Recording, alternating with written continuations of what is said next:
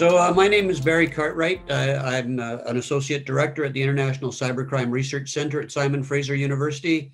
And today I'll be presenting on some of the work that we're doing on disinformation warfare and the weaponization of social media. Now, if I can just figure out how to make this slide go. What's the problem here?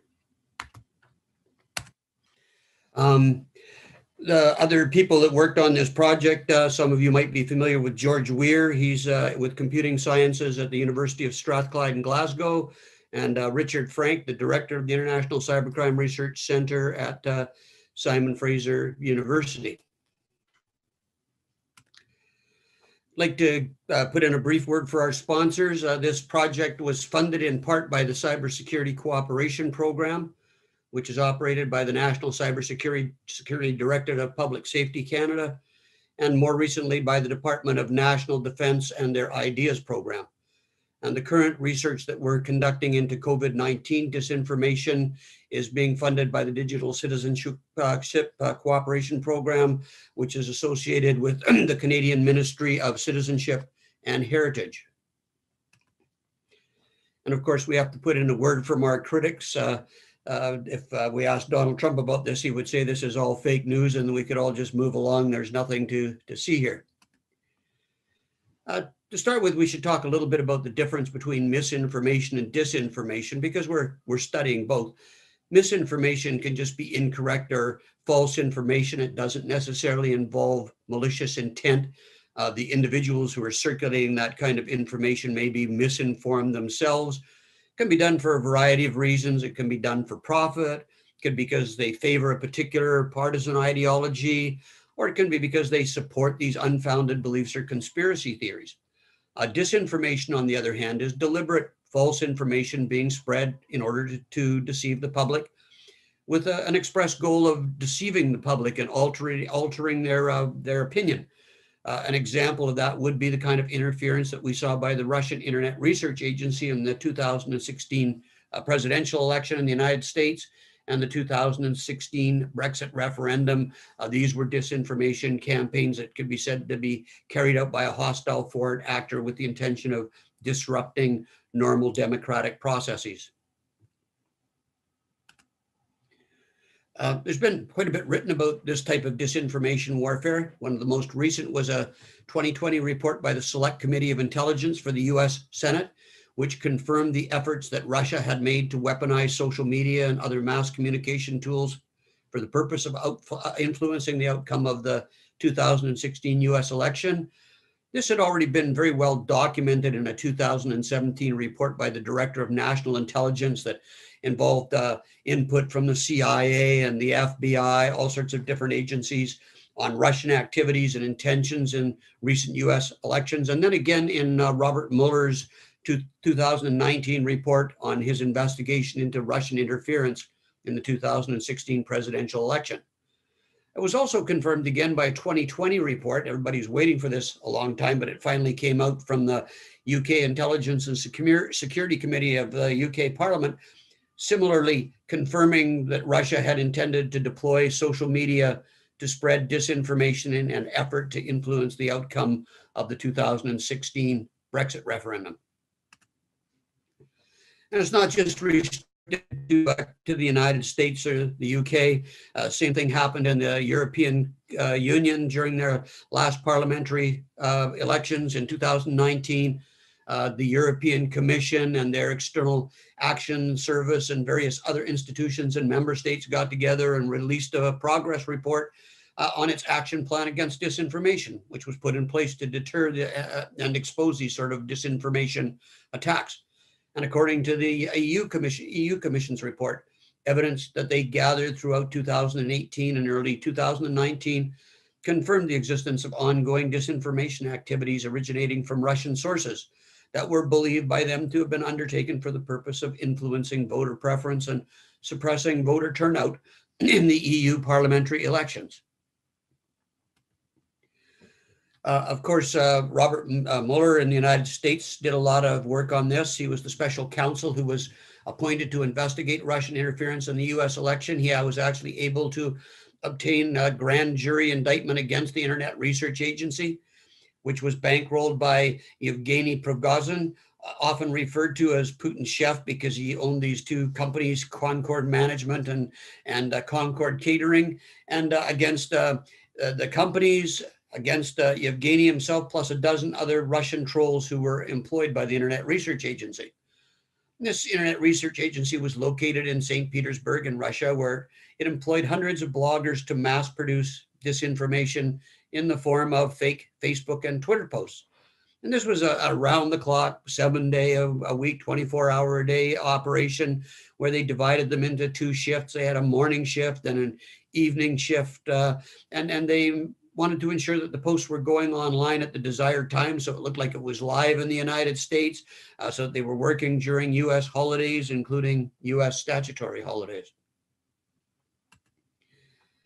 For this research, we used a number of tools. One was the Dart Crawler, designed by Richard Frank of the International Cybercrime Research Center at Simon Fraser University. This is a custom-written web crawling software tool. We also used the POSIT Toolkit, a text reading toolkit that was developed by George Weir of the Department of Computer and Information Sciences at the University of Strathclyde in Glasgow, and used TensorFlow, originally developed by Google Brain. This is a machine learning system that deploys deep neural networks. And we also used libshorttext, which is an open source software developed by the machine learning group at National Taiwan University, which is said to be more efficient and more extensible than some of the other text mining tools when it comes to data items like tweets or brief posts, which are more common on the internet. And we did a lot of manual qualitative analysis and quantitative analysis, aided by Invivo, which is, for those who don't know it, a computerized qualitative research program. Excel, I think most people are familiar with Excel, and with the statistical package for the social sciences.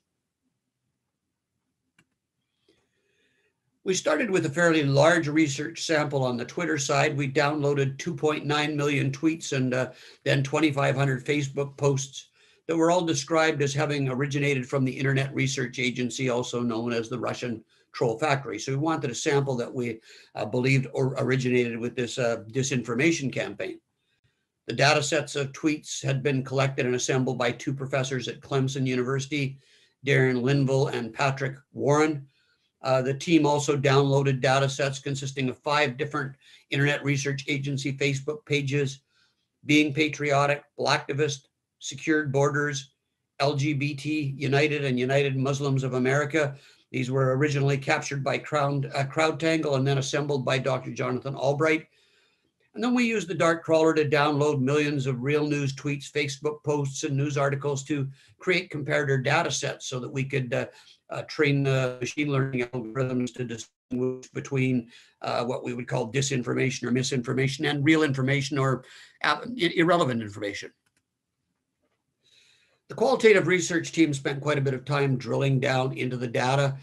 We took the 25 randomly sampled fake news tweets posted by the Internet Research Agency.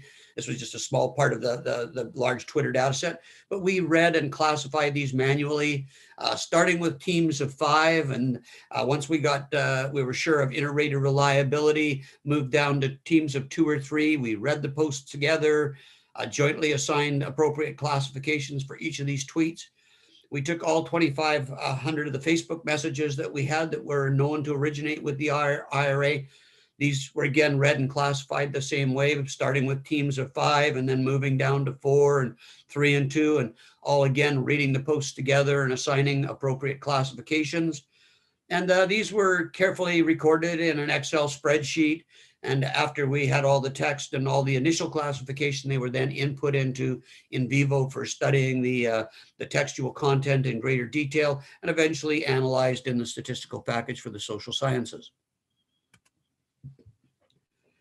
A set of keywords and key phrases were generated by the qualitative research team from reading the 2,500 tweets and 2,500 Facebook's pages twice in Vivo, and they were all subsequently searched. All 5 of these were subsequently searched in Vivo using more prevalent keywords and key phrases and that we'd identified in the first preliminary search using the text search function found under Explore and In Vivo, and then had the passages of text that were returned to us as a result. We used these to create additional queries and searches. And then this was all reread within context and coded manually. And this information was also fed to the team that was manning or staffing the Dart crawler and the machine learning algorithms to inform them of our findings and what to be looking for. Now, many people have questioned whether it was really the Russians. Donald Trump was heard to say that Vladimir Putin denied it, that it could have been anybody, could have even been the British. How do we know that it was the Russians? Well, we just looked at some of these tweets and Facebook posts. If you actually read them, you'll see that they were Russian. One about Nikolai Nikolaevich, a Russian realist painter who's famous for works on historical and religious motifs, being born on the date of the tweet, or the Russian band Leningrad bringing its smashing program to the United States, or how Moscow University has returned to the top 100 universities in the world. Who else would be posting this except Russians? When we look at the results of the qualitative analysis of the 2,500 tweets, we found that 1,100 of them, 1,111 of them were mostly just apolitical chatter. And we're going to talk a bit about that in a minute. 406 of them were pro-Trump, 161 anti-Clinton, which basically can be considered together because they were getting at the same thing, whereas much few of them were anti-Trump. Some of them were racist. A lot of them dwelt on things like fear of crime. Some of them were pro-Russian. Some of them dealt with LGBTQ questions. When we talk about apolitical chatter, there was a lot of this. And these are just some examples that we pulled out of there, like don't tell anyone, but I prefer sex with the lights on, or terrible hashtag ideas, most romantic kiss after vomiting, or things you can't ignore Christmas sales, or to feel better, I get high, which seem to be apropos of nothing. Also, sometimes some helpful advice, like how to get magazines to review your music, or a Q&A about what are trans fats and why are they unhealthy, or free and cheap things to do in London, like get an umbrella and go out on a tour on one of the double-decker buses. We spent a lot of time trying to figure out why this was here, because these people were hired specifically to post disinformation on these specially created web pages. So one explanation that comes to mind is maybe the Russian Internet Research Agency just didn't get its money's worth when hiring some of these internet trolls. They decided, being paid anyways, I'm just going to put out whatever I want. Another was that the political pro-Trump messaging was intentionally interspersed with the apolitical chatter to make these hashtags and tweets and Facebook pages appear to be more akin to the type of discourse that you would typically find on social media. And in that regard, we thought they would best be described as background noise or hiss or flack that were intended to obfuscate the real motivation behind the online activity. And in many cases, the attachments to or the links that came with this apolitical chatter and some of the real news or helpful advice could no longer be retrieved. And we think that they were most likely targeted towards specific pre-identified groups, and that they were probably including political messaging and political advertising. We subsequently uncovered a treasure trove of these, but we couldn't attach them to specific messages that we were examining. But we suspect that a lot of this was attached. So people might be reading about sports or reading about entertainment or reading real news, but if they followed these links, they would get taken to some other kind of political messaging. A lot of the tweets, 113 of the 500 that we looked at, could be classified as sports related. Examples including something about the Warriors in the postseason, or Stan Wawrinka battling into the French Open final and playing Rafael Nadal, or Serena Williams playing. And apart from providing background noise or hiss or flack, it was felt that these messages were put there to attract sports fans who, often will be the first ones to turn on the sports news on TV or turn to the sports page in a newspaper. If you can get them to come to your site, then you can be exposed to more political type of messaging found on the Twitter account. We found a similar number of these that were entertainment related, about new movie releases or what's going on with actors trying to attract entertainment fans. A lot of them, of course, support for Donald Trump. 567 of these 2,500 tweets that overtly supported the presidential candidacy of Donald Trump or were blatantly anti-Clinton comprised the second largest overall group after the Apolitical Chatter. They vastly outnumbered the 190 tweets that supported the candidacy of Hillary Clinton, or in the alternative were all anti-Trump by a ratio of 3-1. And we can look at examples of some of these pro-Trump tweets that one of them that covered seemingly all the main talking points that the Internet Research Agency had in their scripts where they talked about this, where they say, our man, he will get us out of the last 8-year mess. They're talking here about Obama, all this about against our religion and jobs and illegals and refugee overkill and homeless vets, and we need more of him. Other examples of unabashedly pro-Trump tweets, like I just spoke to the great, real Donald Trump, and he fully supports my plan to replace Obamacare, or another one building on his slogan, Make America Great. Trump is making manufacturing great again. Lots of racist rants on Twitter, and we pulled out a few of them here for you to look at. Again, targeting racist sort of tropes, like 11 dumped from a Rio Grande raft rescued by Border Patrol, or a mayor was just shot dead in Mexico the day after she took office, or young Black folks keep saying that they're not like their ancestors, and I keep saying that's the problem. Or did you know that Muslims are now allowed to have sex with slave women even after their death? Ban Islam. I have to say that I did not know that. I'm going to move on and talk a little bit about the Facebook posts that were examined qualitatively.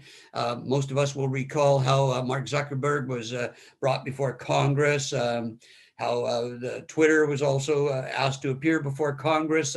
Zuckerberg actually quoted as saying, not before Congress, but somewhere else. Personally, I think the idea that fake news, of which it is a small amount of content, influenced the election is a pretty crazy idea. But Facebook and Twitter and all these other social media platforms have been scrambling ever since to try and catch up with this and find ways to deal with it. And certainly what we're working on is a way to deal with this sort of thing. Were the Facebook messages pro-Trump? Well, they certainly were. Good examples. With Donald Trump, we now have a good chance to make America great and strong again. Or I'm sure Donald Trump will do everything in his power to undo Barack Hussein's, you'll notice they tie him into Barack Obama, to Saddam Hussein, Barack Hussein's treacherous policies. Were they anti-Clinton? You bet they were. If you want to look at it, Hillary Clinton was referred to 39 times as Killary. Like, Hillary indeed wishes to kill this country. She wants to increase illegal immigration and refugees' influx into America, even more if she became the president of the United States. Or a U.S. Marine veteran's plea to America. Be aware, of course, that this is somebody in the Internet Research Agency writing this. It's not a U.S. American veteran, a Marine veteran. He says, please do not put me or my fellow Marines at the mercy of the hands of Hillary Clinton as our commander-in-chief. If we look at some of the specific pages, like being patriotic, we can see that 344 of the 500 messages there were pro-Trump, others pro-military, most of the rest anti-Clinton, a lot of them simply anti-Democrat. Examples, Democrats or anyone not supporting Donald Trump or the Republican agenda were referred to on 26 occasions as libtards or libertarded. An example would be Dems are huge hypocrites. The Democratic leaders are turning their party into an anti-American one. Plenty of Dem voters are not actually Americans. They're insisting that they're illegal aliens, and the Old Glory is something they find offensive. Or our so-called president, Kenyan illegal bastard Barack Hussein Obama, encourages illegal aliens to vote because, as you know, law breaking comes naturally to both Democrats and illegal aliens. If we look at secured borders, again, the same sort of thing. Lots of pro-Trump, the rest of it mostly anti-Clinton, a number of racist tropes involved. And repeated reference throughout all of these to hot button items that they think appeal to people that would be concerned about secured borders or being patriotic. 1,226 references to illegals, illegal immigrants, or illegal aliens. This claim that 3 million of 180 votes in the US presidential election were cast by illegal aliens, according to voter fraud. Of course, this has never been proven. It's been disproven that illegal aliens had voted for Dems in more than 20 elections. Also a doubtful claim. And sometimes they even left a Russian DNA at a crime scene. This is one that came from the Facebook page Blacktivist. This is a big, long message. We won't read it all, but it starts about helping this viral video to go viral, or this video to go viral about police officers tasering this disabled Black woman for filming her daughter's arrest in Harris County. And it ends, if we look at the end, where it says, enough is enough. Black people have to do something, an eye for an eye. So let's rise up. The law enforcement officers keep harassing and killing us without consequences. It's time to put an end to police violence. This is the very reason for Blacktivist. Remember that this Blacktivist site was designed and operated by the Russian Internet Research Agency. This wasn't written by a Black person. This was written by a Russian operative. We spent quite a bit of time trying to analyze the strategy that we saw here. And here you can see a bigger breakdown of it, where we started with the strategy and then looked at the primary tactics and then considered what their secondary tactics were. This came out of Facebook, but we could say that they applied pretty much the same set of strategies and tactics with Twitter. And I'm going to break these down. These are probably too small to be seen on a screen, so I'm going to try and look at them a little more closely. When we look at their overall strategies, one of the main ones was to divide left-wing thinkers from right-wing thinkers and to try and eliminate any common ground where they might meet and say there's some consensus here, and to manipulate perceptions and beliefs about democracy and about the system. Then we moved to their primary tactics, ones that we saw over and over again. Number one, instilling anger and fear. Number two, trying to generate strong negative emotions. Number three, strategically suggesting an enemy group, whether it's illegal aliens or some other group, and to cultivate a lack of trust in the other groups and to say we should be doing something about this. And finally, they had secondary tactics. For the left-wing groups, what we would call Blacktivist, Muslims United, LGBT United, they sort of aimed at a political passivity with a lot of apolitical chatter, a lot of overuse of images and videos with generic content, bait posts with minimal content to encourage sharing and liking, and frequent use of the same posts to make it look like they were being well followed. For the right-wing groups, a lot of hatred towards immigrants, promoting strong American values, devaluing other heritages and cultures, lots of anti-liberal content, calling people libertards or libertarded, a hyper focus on economic and immigration issues, build the wall, keep illegal aliens out, and common tactics within all the groups. Number one, don't trust the media. Number two, don't trust the government. Very few firm calls for political action, but more hyper focused on one or two controversial and divisive kind of issues to split people apart. And often the use of real news stories and then commentary added to further inflame passions. I'm going to move on and talk a little bit about our text reading, our machine learning algorithms, how we obtained a lot of our content. And as we can see, if we start up at the top with the internet, we use the dart crawler to harvest all sorts of information, which we put into an Excel in a CSV format into an Excel spreadsheet. These were then put into our three main models: our libshort text model, our TensorFlow model, and the posit WEKA model, and then looking at the predicted classification outcomes of these three different methods for studying the textual content. In order to build initial TensorFlow model, a large data set was created of 2,709,204 million tweets by merging multiple data sets without further pre-processing. We felt the more data that could be collected for training, the better the accuracy should be. TensorFlow works on large data. So these were all merged into the Access database, after which a class label, column, category was defined, breaking them down as closely as possible into what we consider to be fake or real news or misinformation and real information. We used a DNN model. The one we used was a TensorFlow estimator.dnn classifier. In the early stages of experimentation, we employed the TensorFlow default settings for the parameters, for the partitions, epochs, layers, learning rate, and regularization. With respect to the regularization, the data was partitioned into groups according to the order in which it appeared in the data set. So if the majority of the fake news appeared in the beginning of the data set, we found it would be difficult to maintain consistent accuracy when conducting tenfold cross-validation. So to overcome this issue, the data was randomized as it became partitioned, and each partition maintained the same data across all the validation tests, so the accuracy of the results could be compared effectively. I'm going to talk a little bit about TensorFlow. I'm assuming some of you are familiar with it. It deals at epochs, so that's the number of times the data set is processed during training. The greater the number of epochs or training sessions, the higher the accuracy rate tends to be. The learning rate determines the rate at which the model converges to the local minima. A smaller learning rate means it's taking longer for the model to converge at the local minima. A larger learning rate means the model's getting closer to the convergence point more quickly.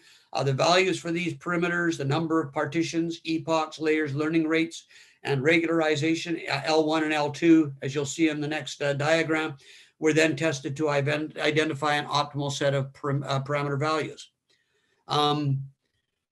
Run larger experiments, we wrapped all code into a standalone function so that large numbers of various scenarios could be designed, set up, and tested continuously.